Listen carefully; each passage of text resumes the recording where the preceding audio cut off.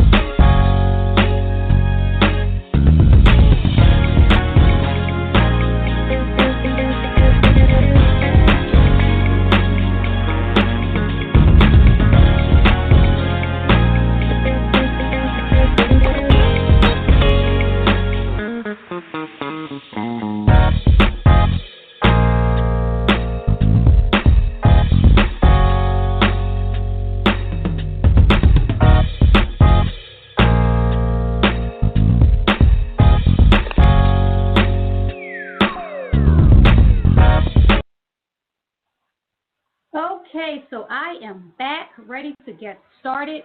So if you are just joining us tonight, I'm super excited. We're going to talk about the spiritual. We're going to talk about the New Year reset. As you guys know, a lot of people always make New Year's resolutions. And in fact, over the years, I've learned that a lot of people don't make New Year's resolutions like they used to. In fact, statistics show that I think like 32% of the population don't make New Year's resolutions, which is interesting. But it's not surprising because a lot of people that I talk to, especially, you kind of ask in just small conversation, like, what's your New Year's resolution? And so many people that I've talked to say, they don't make New Year's resolutions, which is interesting. But it doesn't mean just because people aren't making New Year's resolutions, it doesn't mean that they're not doing things and taking advantage of the new year and taking advantage of an opportunity to kind of, reset and get some stuff done. But one of the things with the new year, when you talk about, specifically when I talk about reset, we're talking about, just taking advantage of the opportunity to, not necessarily do something new, but maybe do something that you started before, something that you didn't finish, something that you want to revisit. And so a reset gives you an opportunity to do that. It gives you an opportunity to go back and do something that maybe you've not had the opportunity to do before. And so, like I said, I think it's 32% of people don't make New Year's resolutions. But the new year is a great time to do a reset. It's a great time to start doing something different or to re-engage with something that you've started in the past. So I think the thing that's intimidating about the New Year's resolution is that it's like a firm decision.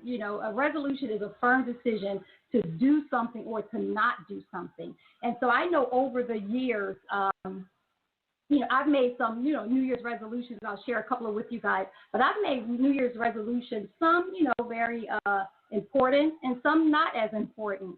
But statistics show that only 8% of the people who make New Year's resolutions actually achieve the goals that they set or achieve the resolutions that they set. 8%, that is like a really small percentage. And so it says that 80% of those who make New Year's resolutions will fail by February. So by February, they would have already given up on their New Year's resolution. And I guess the other 12%, will fail at some point after February.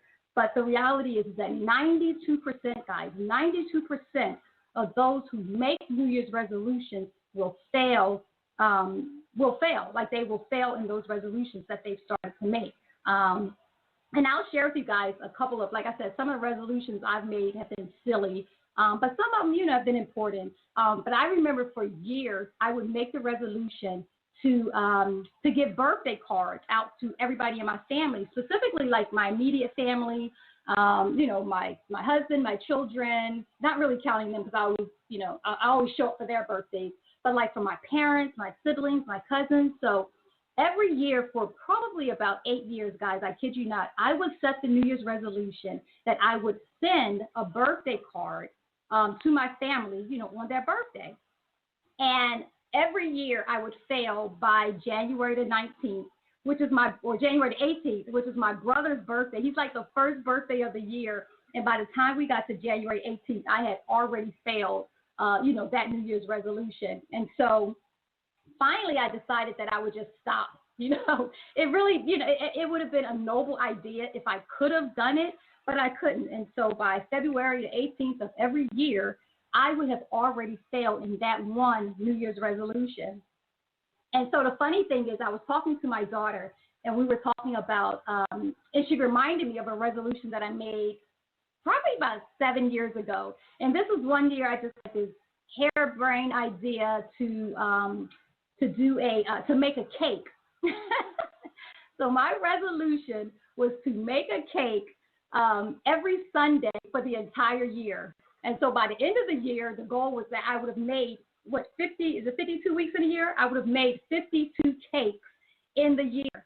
And I think probably after cake number 9, I was over it, guys. I had completely, given up on it. But it's like, how many, I'm not a baker, really like that.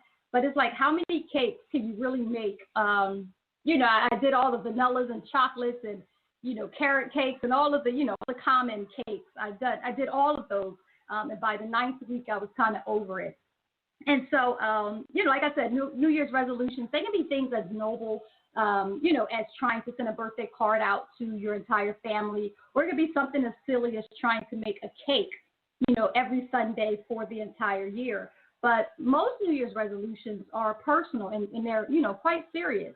The number one New Year's resolution that people make is the resolution to lose weight. I'll tell you, and you get to see like all the commercials, like they really cater to this idea that people want to lose weight. They cater to this idea that people are going to, change their eating habits. People are going to start working out more and all of that.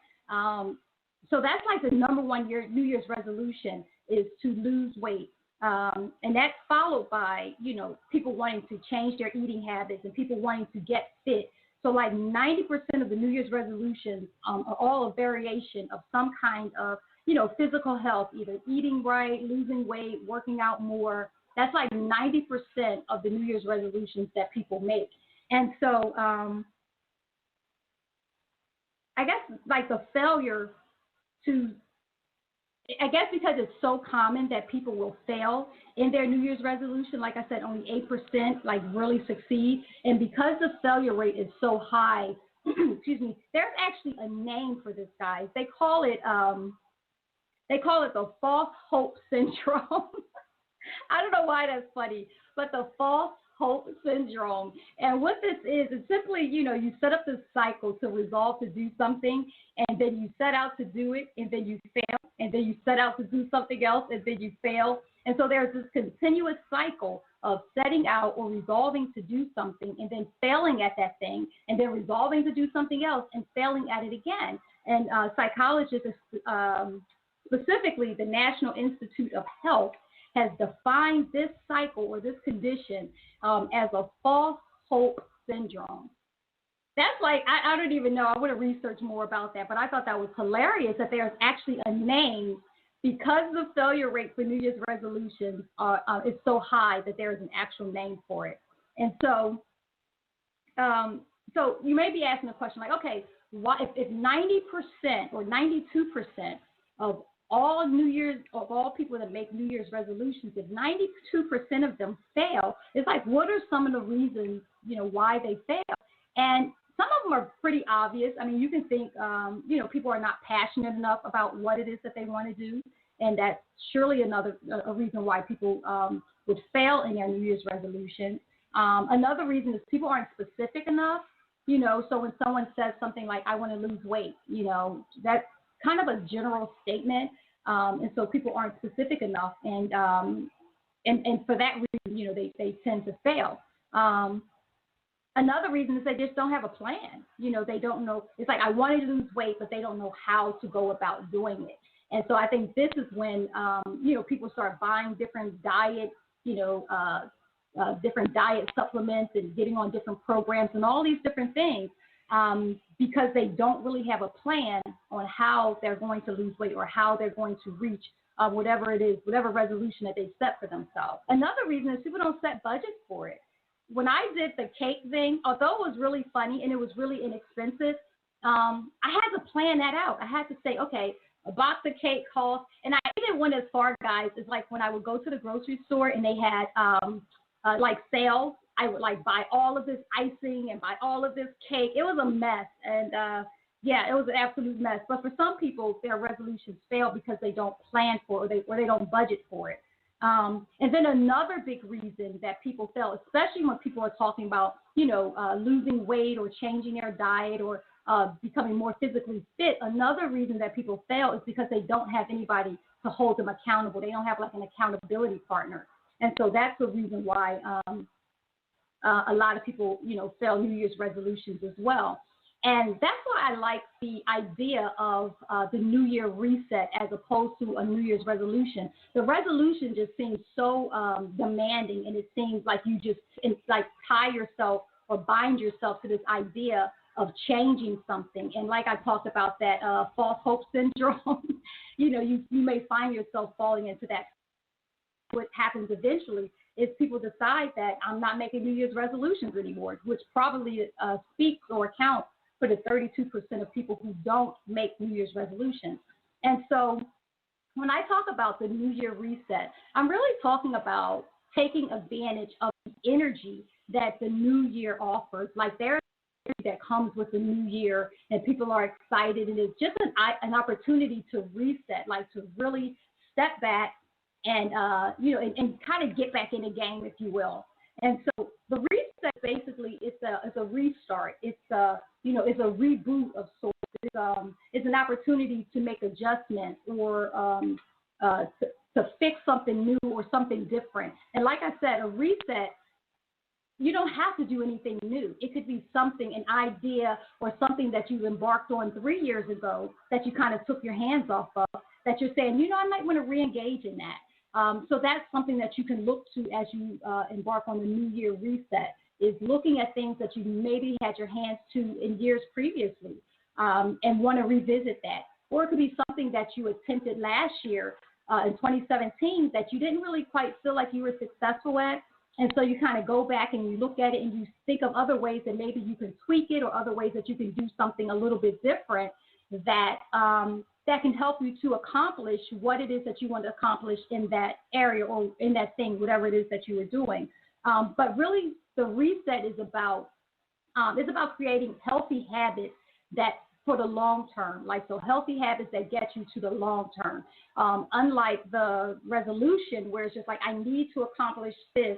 And then once you accomplish it, especially, and I'll probably keep using, losing weight and things like that as an example, because a lot of times when people look to lose weight, they may lose the pounds that they set out to lose, but then they may turn around and gain it right back. And so then the following year or 2 years later, they find themselves in the same position or the same place trying to resolve to lose weight again. So the New Year reset really is about taking a step back whenever you need to take a step back, re-examining where you are, re-examining where you're trying to go, and making those small adjustments, those small tweaks to help you get there. And like I said, the resolution, because it represents such a firm decision, and it's a decision that I'm not going to do this or I am going to do this, that people tend to hold themselves hostage to this decision that they've made. And then once they realize that it's more difficult than they expected, then they don't really become, they're not really as successful perhaps as they want it to be, as it pertains to the resolutions that they made. And you guys are listening. You're probably thinking about some of the resolutions that you've made yourself, some of the things that you just earlier this week said, I'm not going to do this anymore, or I am going to do this. Like I said, a lot of people talk about working out. You see a lot of people working out more after the new year. The gym membership actually goes up right after the new year. You see a lot of people wanting to eat healthy, so you start seeing healthy food and all this other stuff. You'll see it even on social media. People are, taking pictures of what it is that they're eating. They're adopting vegetarian diets or vegan diets and all these different things. And then they embark on those things, and like 6 months later, you're kind of like, how's that vegetarian diet going, or how's that vegan diet going? And they've totally abandoned that resolution. And so what I love about the reset is that, like I said, it doesn't hold you so bound by the decision that you've made, and that you can always, press the pause button and then, take a step back, reevaluate, then press go again and move back, and get back on track or get back in line. And with the reset, it's like a small commitment, or a commitment to, small realistic goals, that's meant to build you up from where you are, So there are smaller goals that you make, or smaller goals that you set, and as you reach for those goals, you're just taking small, like baby steps. And like I said, even if you stumble, if you fall off, if you whatever, you can always take a step back and push the reset. And one of the scriptures that kind of came to mind as I was thinking about this topic for tonight, one of the scriptures came to mind was that I think it's in the Psalms, where it talks about a wise man falls 7 times, but he gets back up.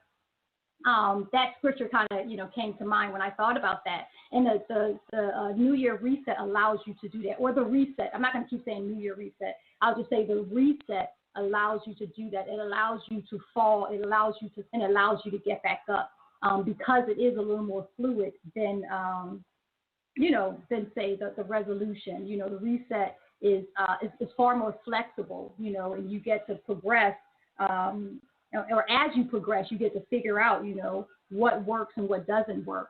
One of the best bits of advice that I got was from my spiritual mentor. I remember, if you guys have been to a Girlfriend Therapy Conference, and this was several years ago, I actually did I did Girlfriend Therapy Network.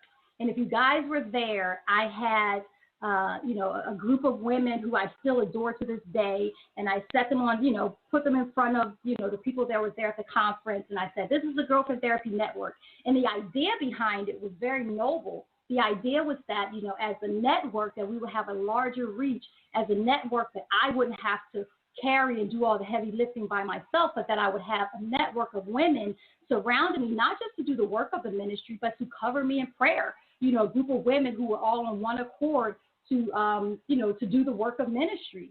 And I'll tell you guys, it didn't take long before I think probably a couple of years after that, I had to kind of stand in front of that same audience and say, hey, there is no longer a Girlfriend Therapy Network in the way that that it was introduced, but in fact now you all are the network. Everybody that supports Girlfriend Therapy Ministry is a network.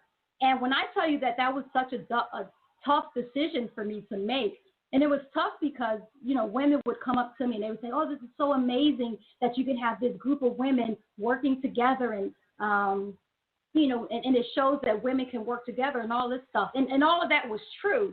But the reality was that behind the scenes is that although all of the women that was connected, were women of God and have a love for God, they didn't have the love for the ministry, Girlfriend Therapy Ministry, that I had for it. And so I found myself struggling with it because, where I, can burn a midnight oil as it pertains to doing things with Girlfriend Therapy Ministry, they weren't as committed. And that, for me, kind of defeated the purpose of me trying to build this network where I wasn't carrying everything or doing everything on my own. And I remember talking with my spiritual mentor, and I was talking with him about how heavy, things have been with regards to the ministry. And I talked to him specifically about this network and how, I have presented this thing publicly. And he said, okay, well, if it's not working, then you need to turn it around and do something else that works. And that sounds foreign to me, guys, because one, it meant that I had to step back from a decision that I made and kind of publicly, acknowledge, not necessarily defeat, but maybe acknowledge failure. And so, to have to do that in a public setting, it made sense because it wasn't working, but I just struggle with how to make that decision. And so the beautiful thing about the reset is that if something isn't working, the reset allows you to, push stop, push pause, reevaluate, and then go out and do the thing that that you've been purposed to do and do it in a way that you can do it. And so, sometimes when you have to, push the button on reset is because you've not necessarily failed at something, but because you see that you're not getting the result that you had hoped for. So I use the example of Girlfriend Therapy Ministry, Girlfriend Therapy Network, but I can use an example for someone even a few years ago when I decided to go, I started off going vegetarian. I didn't know what I was doing actually, guys. But I started off removing a lot of stuff from my diet. I removed everything from my diet actually, and I removed dairy, I removed meat, I removed bread, I removed sugar. What else? I removed pasta. I removed pretty much everything from my diet and attempted to start a vegetarian diet. And I probably was doing really good. And I actually started it in November, which was a challenging time to start a vegetarian diet because you have Thanksgiving and Christmas and New Year's and all these great, holidays where you really get to eat your face off. And I decided, guys, that I was going to become a vegetarian. And in fact, I'll take one step back. I didn't decide. Literally, I was woke up one day and the Holy Spirit was like, examine what you're eating. And you guys are probably listening like, okay. But no, seriously, the Holy Spirit was like, pay attention to what you're eating. And I did. And so the first thing I did once the Holy Spirit said that was stop eating everything. And the only thing that I was eating, guys, I was eating like beans, I was eating rice, I was eating vegetables, and I was eating fruit. And that was it. And so then after a while, I noticed like my skin was kind of not looking good. I felt great, but my skin and stuff, like just noticed different things with regards to my appearance. And so I started reintroducing meat into my diet. And the first thing that I reintroduced was salmon. I was going to say salmon, y'all, because, that's that Philadelphia education system. But as my son has, continued to correct me, it's salmon. The L is silent. But anywho, so I reintroduced salmon back into my diet. So that was like the first thing that I reintroduced. And then after a while, I started reintroducing other things into my diet and really paying attention, as the Holy Spirit said, paying attention to how it made me feel. And one of the things I would say specifically was pasta. I love pasta, but I have to eat it, and I have to plan to eat pasta. And here's why. When I eat pasta, I feel like I've been shot with a sedative. Did I say that word right? Yeah. I feel like I've been shot with a sedative, and I get so sleepy. Like, it's insane. It's insane. So that's one of the things I noticed with pasta. And so the only time I eat pasta is really, seriously, guys, like on a Friday night when I can sleep as long as I want Saturday morning, because I literally feel like someone has shot me with a sedative. And so pasta is not something that I can eat just in general. And so I don't really eat pasta. Dairy was the same thing. I don't really eat eggs. I don't do milk. So we do like the typical, not typical, but the like almond milk and stuff like that. But what happened was, even though I kind of started off like I'm going to do this vegetarian thing, I had to adjust as time was going. And so I had to push the reset and say, okay, the vegetarian thing isn't necessarily working because my skin is not agreeing with it. And so I had to do things a little bit different to make sure that, my face wasn't breaking out and all these other crazy things.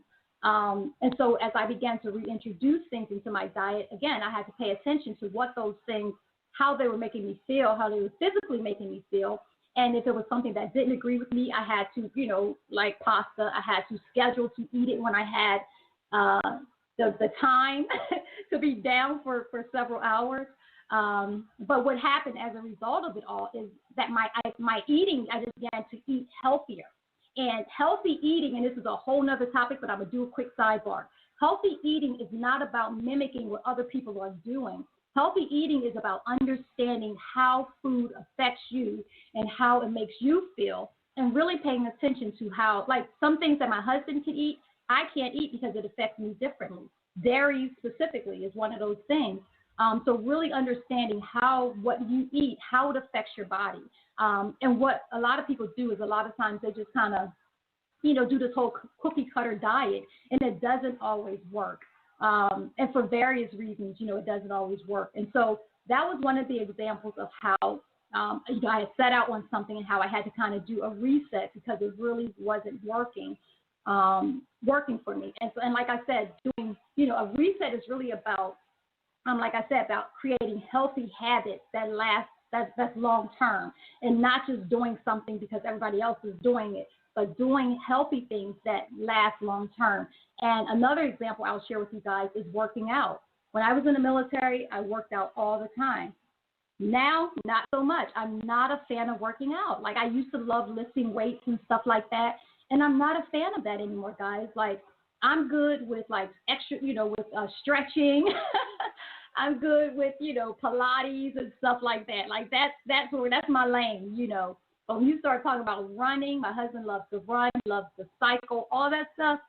I just don't feel like sweating like that, even though Pilates is like a serious workout, but it's something for me more about stretching. And the reason being, if I can be honest, is because I'm getting older. And I know a lot of older people, so this has nothing to do with it. But for me, a lot of older people, they still lift weights and stuff like that. But for me, I'm just not interested in it. I'm not interested in the way it makes me look. I'm not interested in any of it, but I'm certainly interested in like my posture. I'm interested in my body not aching, guys. As I get older, I realize that, when I wake up in the morning, I'm a little stiffer than I used to be. My stretching, and stretching helps that. So when I wake up in the morning, the first thing I do is I just start doing some stretching. And it helps, it really does help. But I'm not doing what everybody else is doing, trying to get the results that everybody else is getting, because the results that I'm seeking are personal.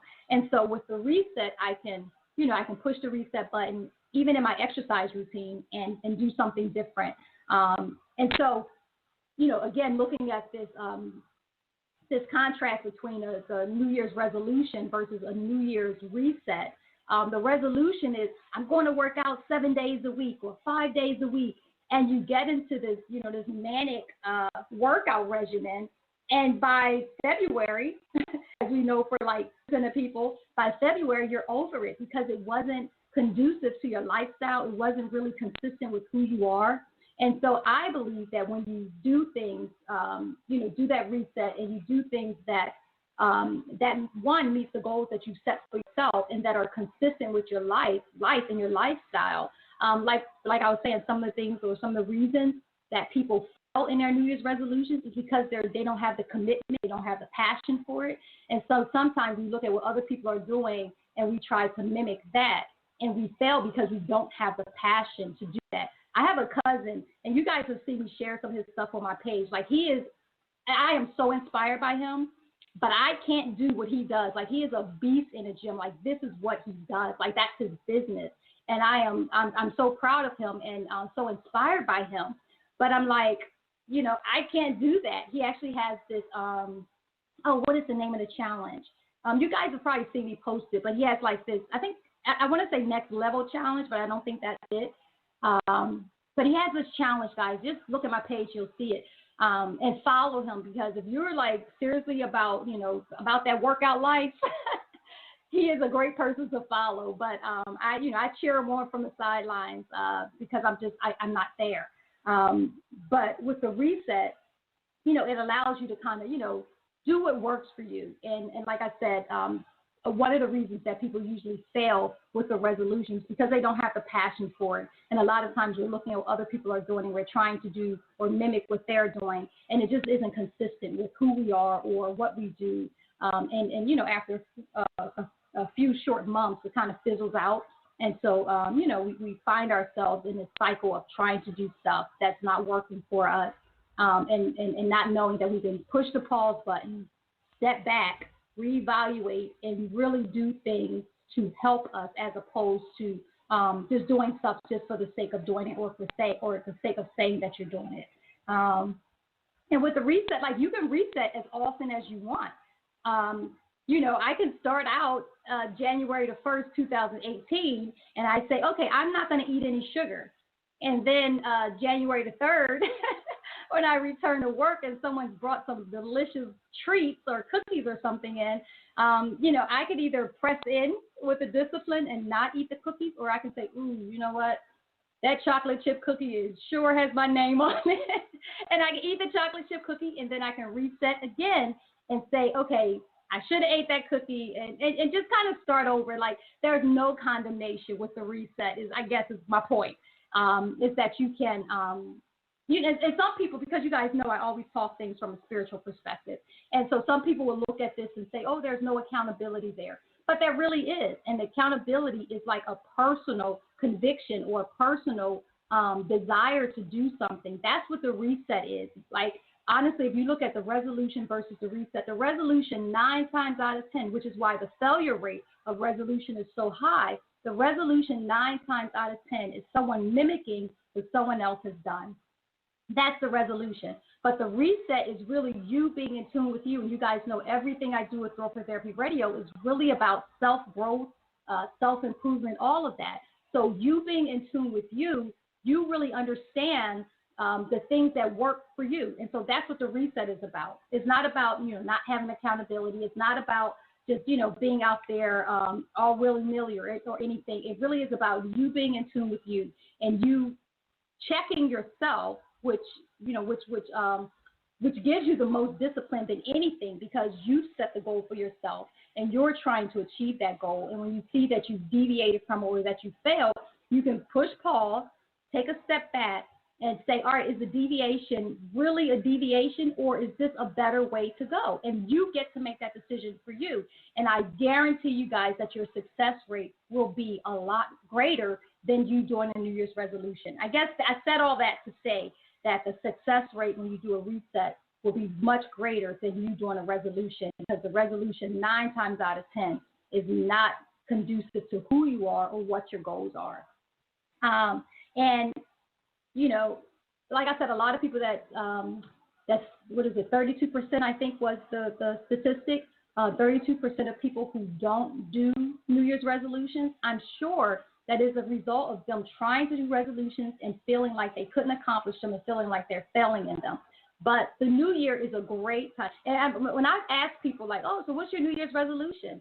They would say it almost like with an attitude. I don't do no New Year's resolutions, like almost with an attitude. But I think is a result because they've probably tried year after year and have failed with the resolution. But I would challenge them to do a reset and just kind of examine your life. As you guys know, last week I talked about the lessons that I learned in 2017. And when I was preparing for last week's topic, I had to really kind of go back and assess or reassess some of the things that I did.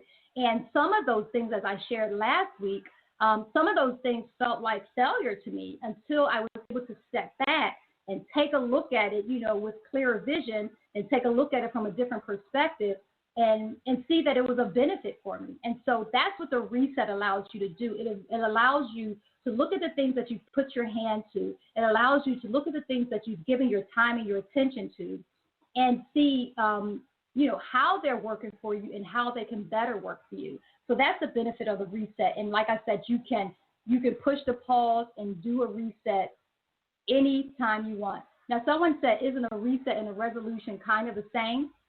And I would say no, because even in the very definition, the resolution is like a determination to do something or to not do something. And a lot of times people fail at the resolution because it's black and white. It's cut or dry. It's either you're in or you're out. And so that's how people look at a resolution, like I have to lose weight. And if they don't lose the weight, then they begin to feel like they failed. And so as a result, they kind of step back from the resolution that they've made and don't even, attempt to lose the weight. Whereas if you do a reset, you say, I want to lose weight. And I'm going to talk a little bit more about how do you be successful, or how can you be successful at your reset or at a resolution even. But with a reset, if a person set out to say that I want to lose weight and they find themselves trying to lose the weight and they're, putting things in place to help them lose the weight or whatever, and then they realize, ooh, I failed. That doesn't mean that they have to sit on the sideline. It just means, all right, let me reset. Let me try this thing and start this thing over. And if you notice, a lot of people, when they do the resolution, like the examples that I shared, at the top of the show, when people do a resolution, it's either I win or I don't. Either I do it or I don't. And so that's the difference between a resolution and the reset. And like I said, the new year is a great time to use the energy that the new year brings. There's such a sense of possibility, this amazing optimism that comes with the new year. And using that energy to kind of help you to kind of set up what it is that you want to accomplish or set up what it is that you want to do. The new year, the energy that comes with it is a great time to do that. And so I want to share with you guys, when you think about the new year reset, I want to talk to you guys about 5 areas where I personally am kind of looking at and have set some goals for those areas. And I would say goal is the main thing that's necessary to do a reset. And that's probably the one thing that doing a resolution and a reset has in common is that you actually set a goal to accomplish it or set a goal that you want to accomplish. But like I said, with the resolution, if you don't accomplish that goal, then you tend to feel like you failed. But with the reset, if you don't accomplish that goal, then you can just kind of start over and still work towards it. So I think it's more of a mindset that goes between the difference of the reset and the resolution, and maybe even the pressure that the word puts on it itself. So like I said, the resolution by definition is a decision to not do something or to do something, whereas the reset, the very definition is about restarting over, rebooting. If you stumbled, kind of getting back up and re-engaging. So the definition of the two is very different. So the 5 areas of reset that I personally am embarking on in 2018, and quite frankly, have always kind of do the reset at the beginning of the year. I usually start like in October, which is my birth month. So I usually start kind of my evaluation process there. And by the new year, I kind of have a little more clarity on what it is that I hope to accomplish or things that I want to revisit, in the new year. And so the 5 areas, of course, you guys, one is spirituality. That's an area where you can continue to reset. And I've spent the past year, or at least 9 months, because we just launched in March, but talking about spirituality and how important it is, to the life of a believer. Another area of reset is mentally. You can always take a mental reset. Another area we can talk about physically, and I'll give more examples about each of these. So spiritually, mentally, physically, emotionally, and relationally. I'll come back to the relationally because that's a good one. But spiritually, you might say something like, I want to read the Bible in a year. That might be a goal that you might set for a year. And I hear people say that all the time, that I want to read the Bible in a year. And that might be your spiritual, the thing that you're embarking on. Now, that doesn't mean that I have to read a book a night or a chapter a day or whatever. I want to read the book in a year. And so you have the whole year to kind of do that. And I think that if that's a goal that you've set for yourself and you have the discipline to do it, then you would kind of, put the things in place to actually accomplish it. Or another goal you might say, another goal, spiritual goal that you might say is you want to get more involved in your church. That's something that lends itself to a level of accountability. Remember I talked about a lot of times people, their resolutions fail because they don't have any accountability. They don't have anyone to, kind of hold them accountable. So spiritually, those are a couple of things that you can do to help you, on your spiritual journey or to reach your spiritual goals. Mentally, you may say something like, I want to read a book a week. I know a lot of people that do that. They want to read a book a week. They have different types of books that they want to read, and they set themselves to, to read those type of books. I want to read, 52 books. Like I said, I want to make a cake a week. You have people that want to read a book a week.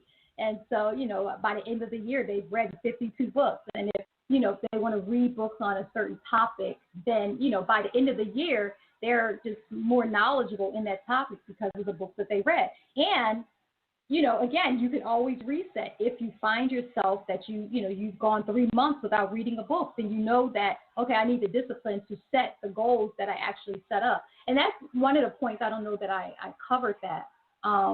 But one of the things that you can put in place to make sure that the goals that you're setting, that you can actually accomplish them. And I'll probably come back and give you guys a little bit more pointers with that. And I'm watching the time, but I think we're good on time. So I'll come back and share a little bit more about that and how you can actually implement those things.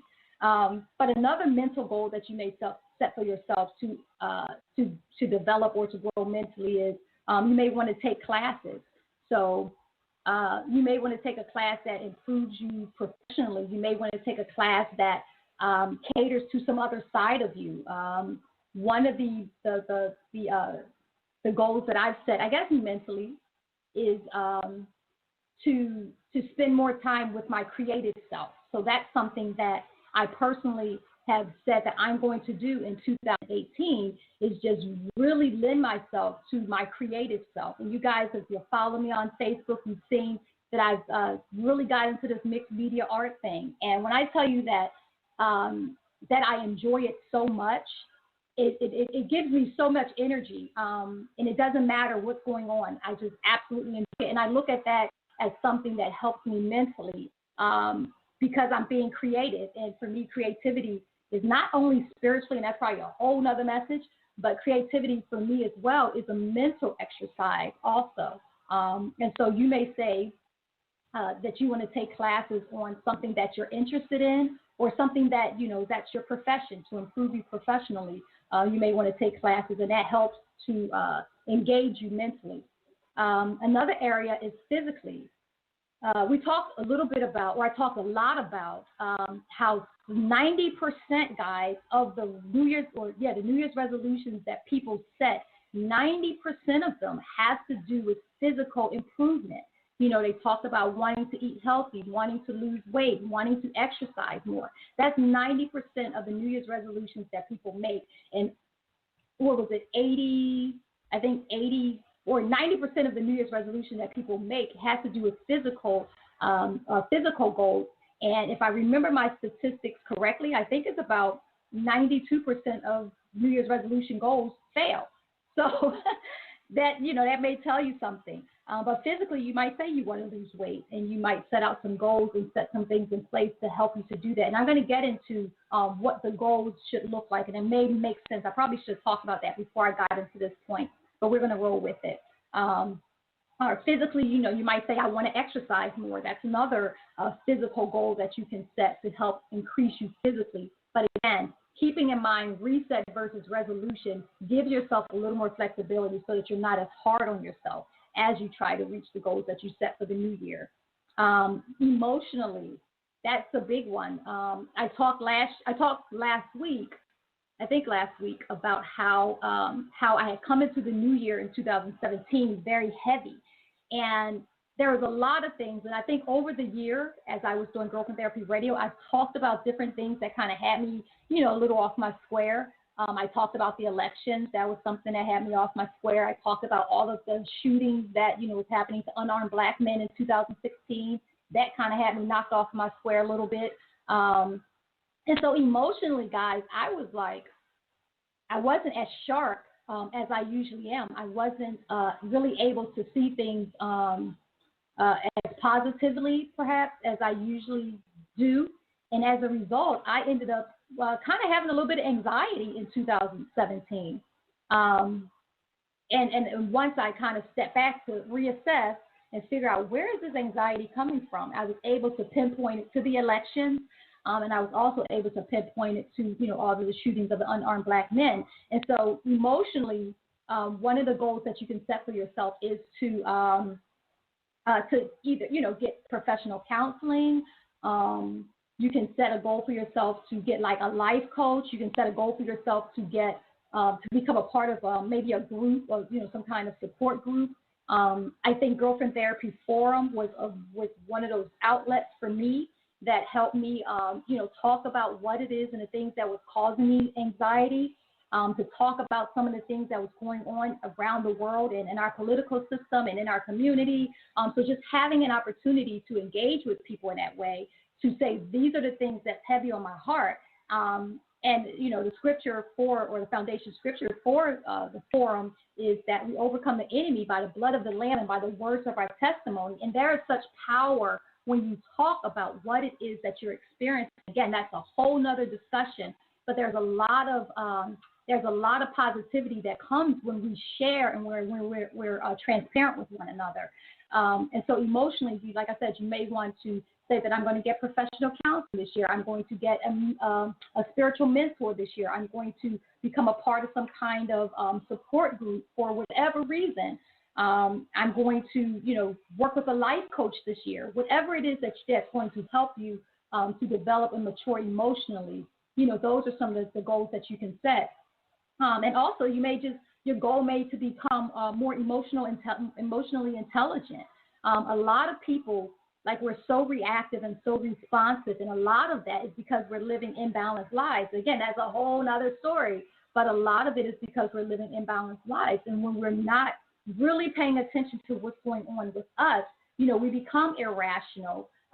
We become short-tempered. We become all these different things. But one of your goals that you may set for yourself is the goal to become more emotionally intelligent in 2018. And that is not responding to everything that's happening around you, but really looking at things and seeing it for what it is. One of the other goals that I've set for myself for 2018 is to show grace. And I think I shared a little bit about this last week or so. I don't know, guys. But that's one of my goals for this year. And I believe that showing grace will help me in developing emotional maturity because, there's nothing worse than being a person that thinks that, everybody is wrong and everything that they do. That is like a miserable existence. And when I tell you guys that it is exhausting, thinking that you know everything, thinking that you're smarter than everybody else in the room, as I embark in 2018, I mentioned one of my goals is to be the least smartest person at the table. Like I want to surround myself with people who are smarter than me because that helps to build you up emotionally. And not only does it help to build you up emotionally, but that'll take me to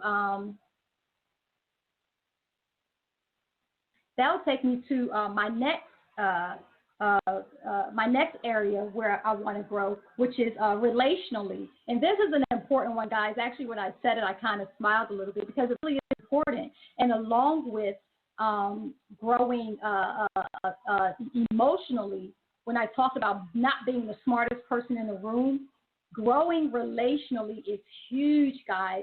And this is a tricky one because what I've been noticing is a lot of times, people are saying, I'm cutting off people off of Facebook. I'm cutting down. I'm not talking to these people. I'm cleaning out my phone and cleaning out my contacts and all of these things. But the interesting thing and why I think relationally growing is so connected to emotional growth is because as you are setting out to cut off people in your lives, I want you to reassess those relationships and recognize, are these relationships, are they giving to me or are they encouraging emotional maturity in me? And so sometimes, we want to cut those relationships off. A pastor friend of mine, I'm trying to see how he quoted this.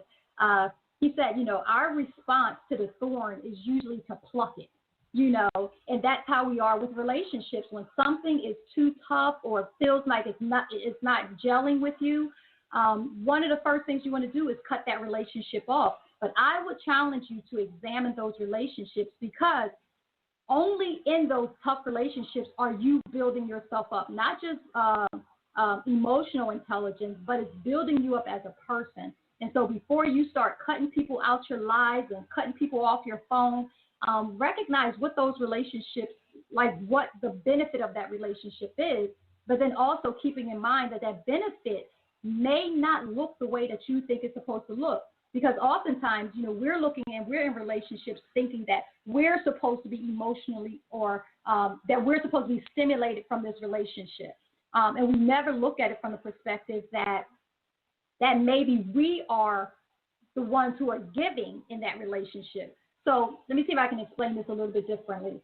A lot of times, everything that we do is about us, in our mind, whether we acknowledge it or not. Everything that we do is about this is not bringing me this, or this is not giving me this. But we never look at what other people are gaining from a relationship with us. And again, I'll share some advice that my spiritual mentor gave me, a couple of things. One of the things, as you guys know, I do not go to a physical church on Sunday morning. My pastor is Dr. Bill Winston, who is located in Chicago, Illinois. That is my pastor. That's where I get my spiritual food and nurturing from and nourishment from. But one of the things my spiritual mentor encouraged me as I go into 2018, he said, go visit churches. He said, go visit, especially the smaller churches. He said, because your presence in a small church can encourage and inspire the pastor to keep going. And when he said that, I had never thought about that because when I go to church, and you guys have heard me about my whole church thing, my whole thing was I want to get fed. I need to get fed. I. but I never thought about what the example of me and my husband in a healthy marriage, 26 years, get ready to hit 27, what that example looks like for other people who are in the church. And so I never thought about that. And so one of my goals, again, for 2018 is to be a little more available to go to church and just, allow our presence to be an example, and recognizing that everything that I connect to and everything that I engage in doesn't have to necessarily feed me. Sometimes it's about you being nourishment and feeding other people just through your example. So I want you guys to keep that in mind as you embark in 2018, as you embark to grow relationally. Another way that you can grow relationally is through, again, I talked a little bit about joining groups, but not necessarily just joining groups that help you to overcome whatever, stresses and anxieties that you're having, but joining professional groups, joining groups that encourage you, joining groups that uplift you, like becoming, challenge yourself to become a member of a board of some small, nonprofit organization that could use the skills and the talents that you have. Do stuff like that and build yourself relationally. Another pastor friend of mine would always say, and I think I mentioned this before, would always say that what you make happen for others, God will make happen for you. And I always look at it from the perspective of Girlfriend Therapy Ministry. And, the ministry is what it is. And there are people that smaller ministries that's growing that I can pour into based off of the experiences that I've had with building ministry. And likewise, there are other ministries that's far larger than Girlfriend Therapy Ministry that can pour into me because of the experiences that they've had in growing ministry. And so as you can see, it really is like relationship is so reciprocal that it's like there's always this pouring in and pulling up, this pouring in and pulling up, this pouring in and pulling up. So if you can look at it from that perspective, before you start cutting people off, look at what you might be pouring into them and look at where you fit as it pertains to someone on a level different than you pouring into you. And so a lot of times in the church circle, we talk about having that Timothy, Paul, and Barnabas kind of relationship. And that's important, just having those people that you can pour into, but also having people that can pour into you as well. And so as you embark in 2018, and you look at those areas where you can grow spiritually, emotionally, mentally, physically, relationally, as you look at those things, look and see how, how you might be able to be a blessing to someone else. And so today, I just want to really talk about and encourage you guys that, instead of, setting New Year's resolutions, just kind of set a New Year reset and look at those things, identify those things in areas where you can grow. One of the things I'll share with you guys, and time has quickly gotten away from me, but I'll share this one point with you guys. On the top of this hour, I talked about wanting to be more engaging, which is funny because at the end of last year, the only thing I could think about, and you guys probably see me, like I'm getting off of social media, but God has really done me just over the past few days. And I've stepped back from the posture or reset from having this idea that I need to disconnect to understanding that it's more important for me to connect. And so as a result of that, I'm actually going to create on Facebook, because I really enjoy doing a Facebook Live along with radio, but the two can't coexist. But what I am going to do, and you guys will hear more about it in the days ahead, is I'm going to create a Facebook group. And one of the things that I want to do, or the primary thing that I want to do on this group, is to encourage spiritual dialogue between Christians. Encourage spiritual dialogue between Christians. I've not figured out what it looks like completely. Like I said, I'm still kind of working through it, but you guys will hear more about it. Please stay connected with me. Continue to tune in. Continue to, listen to the different things that we're doing here on Girlfriend Therapy Radio. Stay connected with me. I would encourage you guys to follow us on all social media platforms. One of the things I'm really trying to do is increase our YouTube viewers or our YouTube followers or subscribers, whatever the right word is. So I would ask you guys to go over to our YouTube channel. I'll have, connections and all that stuff. And just go subscribe to us. It doesn't cost you anything, guys. But I want to thank you guys for listening. I want to thank you guys that was here on Facebook Live for giving me your attention. Blessings to you guys. And until next week, I bid you guys God's best blessings.